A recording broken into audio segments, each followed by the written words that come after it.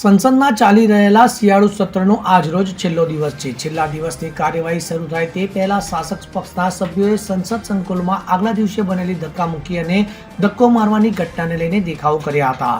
તો વિપક્ષે વિજય ચોક ખાતે વિરોધ પ્રદર્શન પણ કર્યું હતું. તો બીજેપી સાંસદ નિશિકાંત દુબે અમિત શાહના નિવેદનને વિકૃત કરવા અને સોશિયલ મીડિયા પર પ્રચાર કરવા બદલ રાહુલ ગાંધી વિરુદ્ધ વિશેષાધિકારી ભંગની નોટિસ આપી છે. ત્યારે વિપક્ષી ગઠબંધનના સાંસદોએ રાજ્યસભામાં કેન્દ્રીય ગૃહપ્રધાન અમિત શાહ દ્વારા ડોક્ટર બી.આર. આંબેડકર પર કરેલી ટિપ્પણીઓ સામે વિરોધ કર્યો છે. તેના જવાબમાં ભાજપે પણ આગલા દિવસે બનેલી ધક્કો મારવાની ઘટનાને લઈને રાહુલ ગાંધીને ગૃહમાંથી સસ્પેન્ડ કરવાની માંગણી સાથે પ્રદર્શન કર્યું હતું.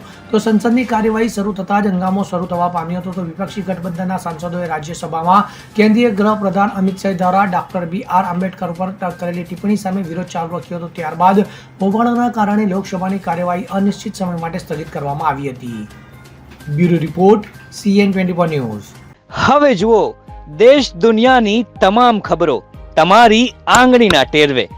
ઉઠાવો મોબાઈલ અને Google Play Store પરથી ડાઉનલોડ કરો અમારી CN24 ન્યૂઝ મોબાઈલ એપ.